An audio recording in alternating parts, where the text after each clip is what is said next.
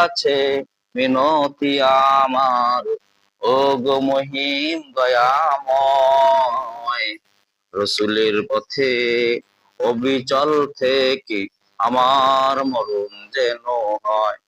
আলহামদুলিল্লাহ, সমস্ত প্রশংসা সেই মহান রব্বুল আলামিনের, যিনি আমাদের জুমাতুস সানির তৃতীয় জুমায় শরীক হওয়ার তৌফিক দান করলেন। সেই মহান দরবারে আমরা শুকরিয়া জ্ঞাপন করি। আমরা সকলেই বলি আলহামদুলিল্লাহ। আল্লাহ পাক কালামের ভিতর বলেন, লাইন শাকারতুম লাআযিদান্নাকুম ওয়া লাইন কাফারতুম ইন্না আযাবি লাশাদীদ। যে বান্দা আমার নিয়ামত পায়, নিয়ামতের শুকরিয়া আদায় করে, তার নিয়ামতকে আমি আল্লাহ পাক বাড়ায় দেই, বলি সুবহানাল্লাহ। আর যে বান্দা আমার নিয়ামত পাইলো, নিয়ামতের না শুকরিয়া আদায় করে, তার নিয়ামতকে আমি আল্লাহ পাক ছিনাই নিয়া ইন্না আযাবি লাশাদীদ, সূক্ত আযাব দ্বারা গ্রেফতার করি, বলি নাউযুবিল্লাহি মিন যালিক। আল্লাহ তাআলার নিয়ামত শুকরিয়া যেমন, আল্লাহ তাআলার গজবও তেমন। আল্লাহ তাআলা বলেন যে আমি নিয়ামত যদি বান্দাকে দান করি, এত পরিমাণে নিয়ামত দিব যে বান্দা গুণেও শেষ করতে পারবে না, বলি সুবহানাল্লাহ। আর বান্দা যদি আমি গজব দেওয়া শুরু করে দেই, এত পরিমাণের আমি মানে তলায় মধ্যে দিব, এবং সমুদ্রের মধ্যে নিচে মনে করেন যে পাওয়া যায় না, তলটা সেই খুঁজে পাওয়া যায় না, যেমন তলা নাই সমুদ্রের, ওরকম বান্দা এত পরিমাণের গজবের মধ্যে ঢুকবে যে তার সীমারেখা খুঁজে পাবে না। এই যে দুনিয়ার মধ্যে ভূমি মাটির চাইতে পানির সংখ্যা বেশি, ঠিক না বলে? মানুষের শরীরের মধ্যে কি কি বসবাস করে বলেন দেখি? মানুষের শরীর এটা এমন একটা জিনিস, এটা একটা বন জঙ্গলের মতো। এক মুফাসসির ব্যাখ্যা দিতে যায় হচ্ছে বন জঙ্গল। ওই বন জঙ্গল কেমন করে? ওই জমিনের উপরে কিছু কোনো কোনো জায়গায় বাগান আছে, ঘাস আছে, আছে না নাই? বলেন দেখি, আছে না নাই? ঘাস আছে। আবার জমির উপরে কোথাও পানি আছে, আছে না নাই? মানুষের শরীরের মধ্যে তেমন বন জঙ্গলের মধ্যে ঘাস আছে, তার মানে মাথার চুল আছে। আবার বন জঙ্গলের মধ্যে কি বাস করে? পশু পাখি বসবাস করে, বাঘ ভাল্লুক বাস করে। তেমন একটা বাঘ আছে, মাথার মধ্যে উকুন, ঠিক না বলে? তারপর শরীরের মধ্যে জল আছে, পানি আছে। মুফাসসির ব্যাখ্যা লিখছে যে মানুষের মধ্যেও ফের আবার আল্লাহ তাআলা লুকিত আছেন, বলেন না সুবহানাল্লাহ।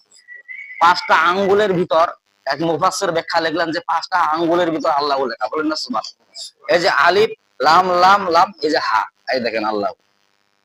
এই যে আলিফ লাম লাম, এই যে লাম, এই যে হা, আছে না? আল্লাহ আছে না? ওই আল্লাহ লিখতে কয়টা অক্ষর লাগে বলেন দেখি? 5টা অক্ষর লাগে। মুফাসসির ব্যাখ্যা লিখছে যে আল্লাহ মানুষের হাতের মধ্যেই আছে, বলেন না সুবহানাল্লাহ।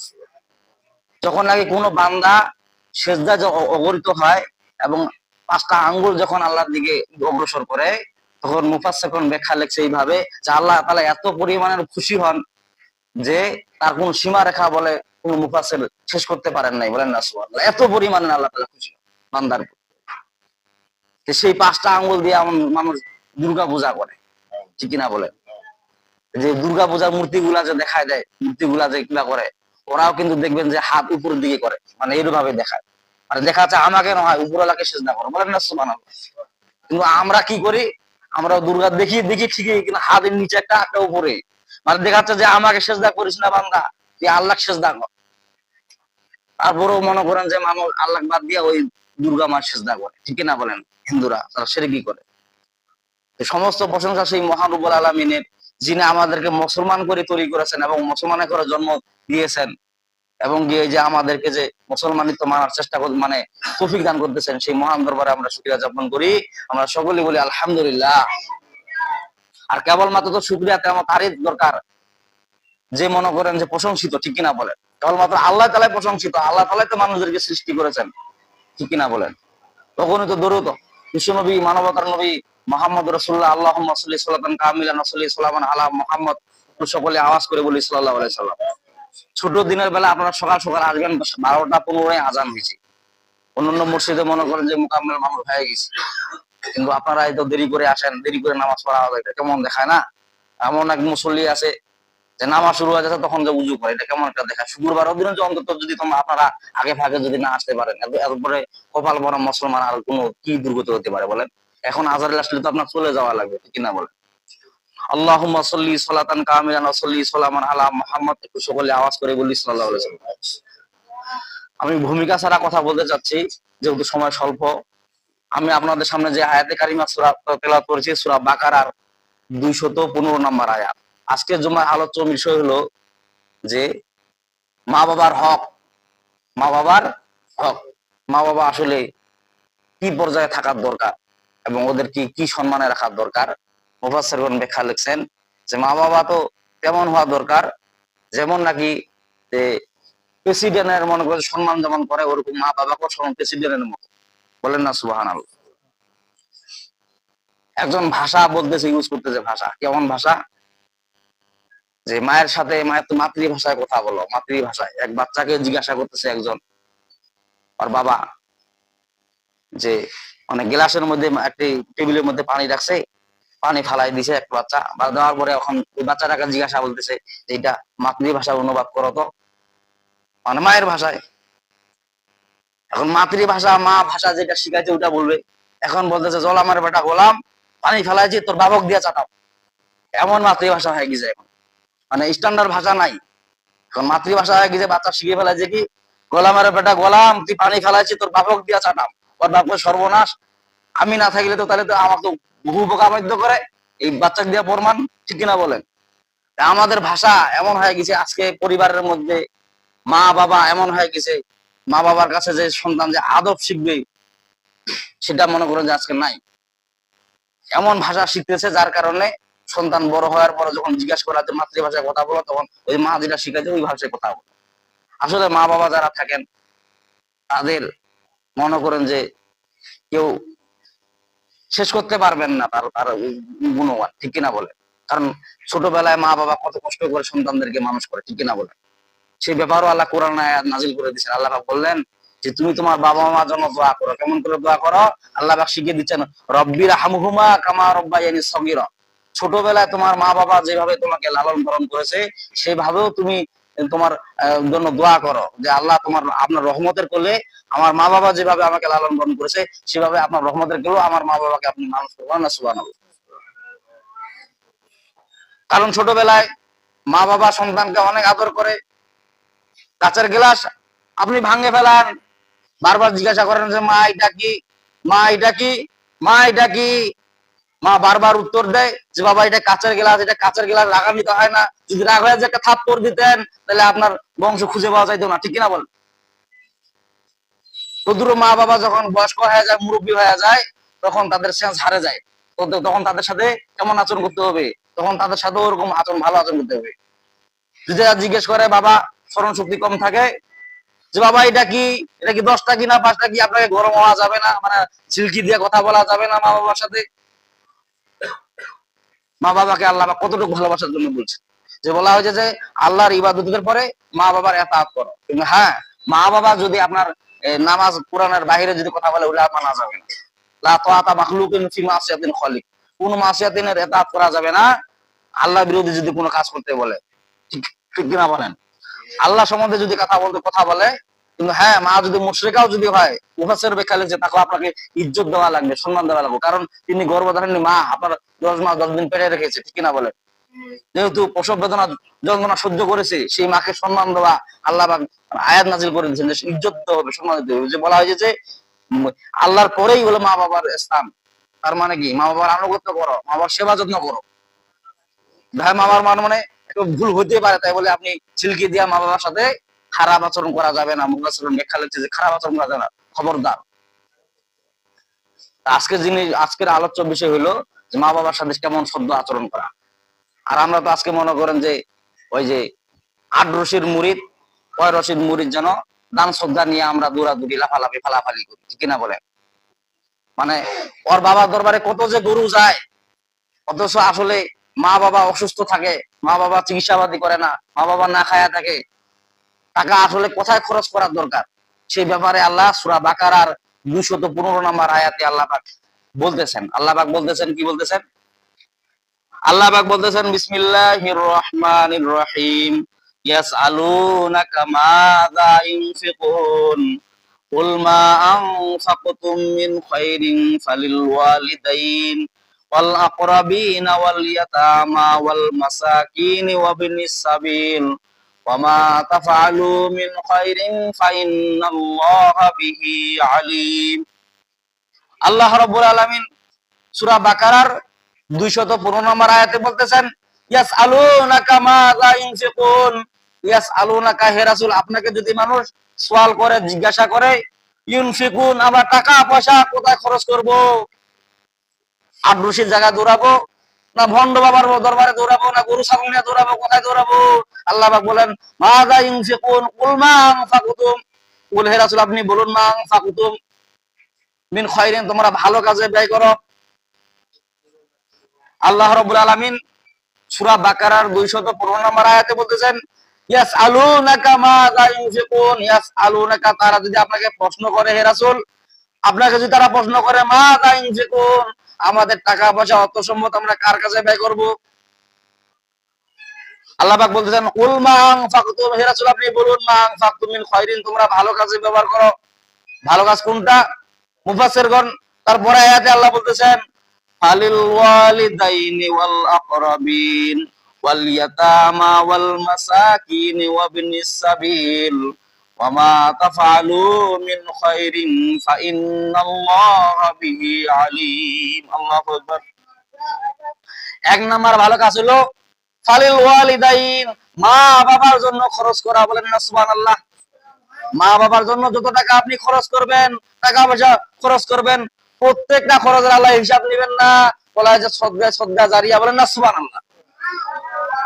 কিন্তু ওই বাবার দরবারে যদি আপনি গরু নিয়ে দৌড়ান, টাকা যদি আপনি অযথা ব্যবহার করেন, কিয়ামতের দিন আল্লাহ পাক আপনাকে প্রশ্ন করবে যে টাকাটা তুমি গরুর বাবার দরবারে কেন দৌড়াইলা, গরু ছাগল নিয়ে কেন দৌড়াইলা, জিন্দাবির মলায় কেন দৌড়াইলা? আমি কি আল্লাহ পাক এই কথা বলছিলাম নাকি? কোথায় বলছিলাম দেখাই দাও। ঠিক কিনা বলেন? তাহলে প্রথম নাম্বার খরচ কার জন্য করতে হবে বলেন? টাকা পয়সা মা বাবার জন্য খরচ করতে হবে। মা বাবা যখন বৃদ্ধ হয়ে যাবে, বয়স্ক হয়ে যাবে, তাদের ওষুধ পাতি টাকার জন্য আপনাকে টাকা খরচ করা লাগবে পকেট থেকে, আপনাকে দেখাশোনা করা লাগবে, কারণ সেই মা বাবা আপনাকে ছোটবেলায় লালন পালন করেছে। ঠিক কিনা বলেন? সেই মা বাবা যদি আপনার লালন পালনের যদি না করতো, তাহলে আপনি বড় হতে, আল্লাহ পাক কত সুন্দর কথা বলতেছেন। আল্লাহ পাক বলতেছেন যে কুল মা আনফাকুতুম মিন খায়রিন, হে রাসূল আপনি বলুন, তোমরা সব ভালো কাজের জন্য তোমাদের টাকা পয়সা অর্থ সম্পদ তোমরা ব্যয় করো। এক নাম্বার ভালো কাজ হলো ফালিল ওয়ালিদাইন, মা বাবার জন্য যেই টাকা খরচ করা হয় সেটা হলো ভালো কাজের টাকা। বলেন না সুবহানাল্লাহ। আল্লাহ পাক গ্যারান্টি দিচ্ছেন যে ভালো কাজ কোনটা? মা বাবার জন্য টাকা ব্যয় করা। মা বাবা যদি অসুস্থ হয়, আপনার চিকিৎসা অধীন করা লাগবে, কারণ আপনি ছোটবেলায় যখন অসুস্থ ছিলেন, আপনার মা বাবা আপনাকে চিকিৎসা করেছে। যদি আপনাকে মা বাবা যদি চিকিৎসা না করতো, তাহলে আপনি ভালো হতে, কারণ আপনার পিছনে কত টাকা ব্যয় করেছেন মা বাবা, লেখাপড়া থেকে শুরু করে। ঠিক কিনা বলেন? হ্যাঁ, আপনি আপনার মা বাবা ঋণ শোধ করতে পারবেন না। এই জন্য বলা হয় যে যে মা বাবা যখন অসুস্থ হয়ে যাবে, তখন তাদের পিছনে আপনাকে কি করতে হবে? টাকা ব্যয় করতে হবে। এটাই তো আল্লাহ পাক কোরআনে বলতেছেন, কুল হে রাসূল আপনি বলুন, মান ফাকুতুম মিন খায়রিন, তোমরা যত রকমের ভালো কাজ আছে, সমস্ত ভালো কাজের মধ্যে তোমাকে টাকা পয়সা অর্থ সম্পদ ব্যয় করো। আর এখন এমন পর্যায়ে দাঁড় হয়ে গেছে, কি দাঁড় হয়ে গেছে, শ্বশুর বাড়ি এলাকার লোক আসলে ওদেরকে আপ্যায়ন করে, সেবা যত্ন করে, অথচ মা বাবার কোনো ভ্যালুয়েশন নাই। অথচ এখানে মা বাবার কথা বলছেন, এখানে শ্বশুর বাড়ির কথা আছে নাকি বলেন? এখানে শ্বশুর বাড়ির কথা নাই, এখানে আছে ফালিল ওয়ালিদাইন, মা বাবা যখন বৃদ্ধ হয়ে যাবে, তখন মা বাবার কাছে তোমরা টাকা ব্যয় করো। তার মানে কি? চিকিৎসা করো। ছোটবেলায় তুমি মায়ের বুকে পেশাব পায়খানা করে দিছিলা, বয়স্ক হয়ে যাবে যখন মা বাবা, তখন বিছানায় যদি পেশাব পায়খানা রাগান্বিত হওয়া যাবে না, তোমাকে পরিষ্কার করা লাগবে। তার মানে কি? ওষুধ করা লাগবে তোমার। যেমন তোমার মা যেমন তোমাকে পেশাব পায়খানা পরিষ্কার করে দিয়েছে, তেমনি ভাবে তোমাকেও পেশাব পায়খানা পরিষ্কার করতে হবে। তাইলে মনে করুন আপনার ওষুধ হইলো। তাহলে ওষুধ হইলো কেমন করে? আপনার মা বাবা আপনার সেবা যত্ন করেছে, আর আপনি আপনার মা বাবার সেবা যত্ন করবেন না, এটা কেমন পর্যায়ে দাঁড়ায়? তাহলে তো আপনার তো কোনো ইবাদতে আল্লাহ কবুল করবে না। আল্লাহ তো ওই কথাই শিখে দিচ্ছেন যে রব্বির হামহুমা কামা রব্বায়ানি সগীরা, ছোটবেলায় তোমার মা বাবা যেভাবে তোমাকে লালন পালন করেছে, সেভাবে তোমার রহমতের গলো তোমার মা বাবাকে লালন পালন করো। হ্যাঁ, আল্লাহ পাক ওই কথা বলতেছেন, ফালিল ওয়ালিদাইন, মা বাবা যখন বৃদ্ধ হয়ে যাবে, বয়স্ক হয়ে যাবে, তখন তার কি করতে হবে? তোমাকে ছোটবেলায় যেভাবে সেবা যত্ন করেছে, তুমিও তোমার মা বাবা সেভাবে সেবা যত্ন করবা। আর এখন এমন টেলিভিশন হয়ে গেছে, কেমন হয়ে গেছে, ছোটবেলায় সন্তানকে লালন পালন করে না, টেলিভিশন নাই, ঠিক নাই, সেবা যত্ন করে না, তার কারণে বড় হইলো এখন ছেলেও এখন সিল্কি দিয়ে কথা বলে মা বাবা। তাহলে এক নাম্বার কাজ হলো ইয়াসআলুনাকা মাযা ইউনফিকুন, রাসূলকে জিজ্ঞাসা করলেন রাসূলকে যেদিন সাহাবীরা যখন জিজ্ঞাসা করলেন যে আমাদের টাকা পয়সা কোথায় ব্যয় করব, আল্লাহ পাক বলেন কুল মা আনফাকতুম মিন খায়রিন, হে রাসূল আপনি বলুন যত রকমের ভালো কাজ আছে সমস্ত ভালো কাজের মধ্যে তোমরা টাকা পয়সা ব্যয় করো। সেই ভালো কাজ এক নাম্বার কাজ হলো ফালিল ওয়ালিদাইন, মা বাবার জন্য ব্যয় করা। ঠান্ডার দিন শীতের দিন মা বাবা কুহু করে কাশে, আপনাকে চিকিৎসাপাতি করা লাগবে, কম্বল নিয়ে দেওয়া লাগবে, ঠিক কিনা বলেন? আর আপনি আরামে থাকেন আর আপনার মা বাবার কোন খোঁজ খবর রাখেন না, কোথায় কি করে না করে, কোথায় ঠান্ডায় থাকে, খুশুর করে কাশে, বলছে যে বাবা এই ট্যাবলেটটা নিয়ে আসিস তো। আপনার বইয়ের এত রকমের মেডিসিন নিয়ে আসেন, এত রকমের ওষুধ পাতি নিয়ে আসেন, কিন্তু মায়ের জন্য 2 টাকার একটা গ্যাসের বড়ি হয় না। কোন পর্যায়ে আপনি দাঁড়ো? আর আপনি কিসের মুসলমান দাবি করেন? এক নাম্বার হলো আল্লাহ পাক বলতেছেন তোমাদের ভালো কাজে তোমরা টাকা পয়সা ব্যয় করো, ওই খাজার বাবা দরবারে নয়, আব্দুরশিদ দরবারে না, তোমাদের মা বাবার জন্য তোমরা ব্যয় করো। মা বাবা হলো বড় পীর, বলেন না সুবহানাল্লাহ। কোন গ্যারান্টি আছে নাকি যে খাজার বাবা আব্দুরশিদ বাবা দোয়া করে দিলে দোয়া কবুল হয়ে যাবে? কিন্তু হ্যাঁ আল্লাহ পাক গ্যারান্টি দিচ্ছেন যে মা বাবা তোমার জন্য দোয়া করলে, ভালো দোয়া করলে সাথে সাথে কবুল হয়, বলেন না সুবহানাল্লাহ। আর পর্দা রাখেন না আল্লাহ পাক মা বাবার দোয়ার মধ্যে। এক নাম্বার হলো মা বাবার কাছে ব্যয় করা। 2 নাম্বার হলো কি ওয়াল আকরাবিন, নিকট আত্মীয়স্বজনের জন্য ব্যবহার করা। এখন মা বাবা মনে করেন যে আপনার অর্ডার হয়ে গেছে, মা বাবার জন্য টাকা ব্যয় করলেন, ব্যয় করার পরে মা বাবা মনে করেন সুস্থ হয়ে গেল, এখন তারপরে বলা হয়েছে যে ওয়াল আকরাবিন, নিকট আত্মীয়স্বজনদের সাথে তোমরা টাকা ব্যয় করো। কেমন ভাবে ব্যয় করো? আপনার অত সম্পদ আছে, বাড়ির পাশে একজন গরিব লোক আপনার আত্মীয় হয়, আপনাকে দেখা লাগবে। আকরাবিন শব্দটা বলে কি নিকট আত্মীয় স্বজন, মানে রক্তের সাথে যার সম্পর্ক, আপনার নিকট আত্মীয় স্বজন, তাদের আপনার খোঁজ খবর নেওয়া লাগবে। তাদের যদি খোঁজ খবর না রাখেন তাইলে আপনার ইবাদত বন্দেগী আল্লাহ কবুল করবেন না। আপনার কিসের দান সদকা আপনি করেন? এক নাম্বার দান সদকা হলো মা বাবার জন্য ব্যয় করা। 2 নাম্বার দান সদকা হলো নিকট আত্মীয় স্বজনদের জন্য ব্যয় করা। নিকট আত্মীয় স্বজন বলতে কি বোঝায়? নিকট আত্মীয় স্বজন বলতে ওদেরকে বোঝায় আমার বংশের মধ্যে বংশ লোক, ঠিক কিনা বলেন? আর নিকট আত্মীয় স্বজন তো আপনার দেখতেই পারেন না। ওই যে অমুক ছোট ভাইটা একটু গরিব, হ্যাঁ ওই জন্য বড় ভাইয়ের বেটা বিয়া দিয়ে ছোট ভাইকে দাওয়াত টাওয়াত দেয়। বিশ্ব নবীর হাদিস যে যারা রক্তকে অস্বীকার করে কিয়ামতের দিন সে জান্নাত পাবে না। ডাইরেক্ট রাসূল বলছেন যারা রক্তকে যারা ঘৃণাই করে, ডিনাই করে, কিছু মনেই করে না, ডোন্ট কেয়ার, কিয়ামতের দিন সে জান্নাত পাবে না, যতই নামাজ রোজা হজ জাকাত করুক। তাহলে আপনাদের টাকা পয়সা অর্থ সম্পদ কোন কাজে ব্যয় করতে হবে? এক নাম্বার হলো মা বাবা যখন বৃদ্ধ হবে তখন তার কাছে ব্যয় করতে হবে। 3 নাম্বার হলো আকরাবিন, নিকট আত্মীয় স্বজনদের কাছে ব্যয় করতে হবে। সে গরিব লোক, সে অসহায় লোক, আপনার নিকট আত্মীয়, তাকে আপনার ধন সম্পদ দিয়ে আপনি মোকাম্মাল করে দেন, বলেন না সুবহানাল্লাহ। ওই আট-রশি দূরার জন্য ব্যয় করার জন্য কথা বলা হয় নাই, বলা হয়েছে মা বাবার জন্য ব্যয় করো, নিকট আত্মীয় স্বজনদের কাছে ব্যয় করো। তারপর কি বলছেন আল্লাহ পাক? ওয়াল ইয়াতামা ওয়াল মাসাকিন ওয়া বিনিস সাবিল ওয়া মা তাফআলু মিন খায়রিন ফা ইন্নাল্লাহা বিহি আলিম। আল্লাহু আকবার। আল্লাহ এক নাম্বার দিলেন যে তোমাদের টাকা পয়সা অর্থ সম্পদ কোন কাজে ব্যয় করবা? এক নাম্বার হলো মা বাবার কাছে ব্যয় করবা। 2 নাম্বার হলো নিকট আত্মীয় স্বজনদের কাছে ব্যয় করবা। 3 নাম্বার হলো এতিমদের কাছে ব্যয় করবা। এতিম বলতে কি বোঝায়? যার কোনো মা বাবা নাই, খোঁজ খবর নেওয়ার মতো নাই, সেই লোকদের কাছে আপনাকে টাকা পয়সা ব্যয় করতে হবে। এখন তো এমন ভ্যালু হয়ে গেছে যে 1 লাখ টাকার অভাবে, খাওয়ার অভাবে মরে যাচ্ছে, কোন খোঁজ খবর রাখে না, যখন মারা যায় তখন টাকা ওখানে ফালায় টাকা লাশের সাথে, তখন টাকা নিয়ে ওই লোকটা করবি কি বলেন দেখি? জীবিত লোকের টাকা দরকার, মরা লোকের টাকা দরকার বলেন? মৃত্যু লোক টাকা দিয়ে করবে এটা কি? মৃত্যু লোকের, হ্যাঁ যারা প্রতিবেশী আছে আশেপাশে যারা আত্মীয় তারা হইলে টাকা খেয়ে ফেলবে, হয় যারা সিগারেট খোর সিগারেট খাবে, যারা গাঞ্জা খোর গাঞ্জা খাবে, ঠিক কিনা বলে? একটা লোক খানার অভাবে মরে যাচ্ছে, কোনো খোঁজ খবর রাখেন না, সেখানে খোঁজ খবর নাই, সেখানে কোনো টাকা অনুদান নাই, যত খালি দরবারে, খালি পীরদের দরবারে, ওদের দরবারে, হের দরবারে, হোর দরবারে। এখানে পীর বাবার কথা আছে নাকি বলেন দেখি? এটা আল্লাহ বললেন যে তোমরা কোন কাজে ব্যয় করবা, টাকা তোমাদের অত সম্পদ কোথায় কোথায় ব্যয় করবা, সেই কথা তো আল্লাহ বলতেছেন। 1 নাম্বার হলো খালিল ওয়ালিদাইন, মা বাবার কাছে ব্যবহার করো, ওয়াল আকরাবিন, নিকট আত্মীয়দের কাছে ব্যবহার করো, ওয়াল ইয়াতাম এবং ইতিমদের কাছে ব্যয় করো, ওয়াল মাসাকিন ওয়া ইবনিস সাবিল, ওয়াল মাসাকিন মিসকিনদের কাছে ব্যয় করো।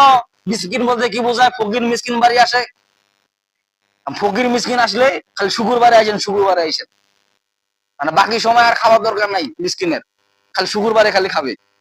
হ্যাঁ, শুক্রবারে আইসেন, শুক্রবারে আইসেন খালি। এরকম করা যাবে? এরকম করা যাবে না। বলা হয় যে যখনই মিসকিন আসবে তখনই আপনাকে দেওয়া লাগবে, মিসকিনের কথা বলছে।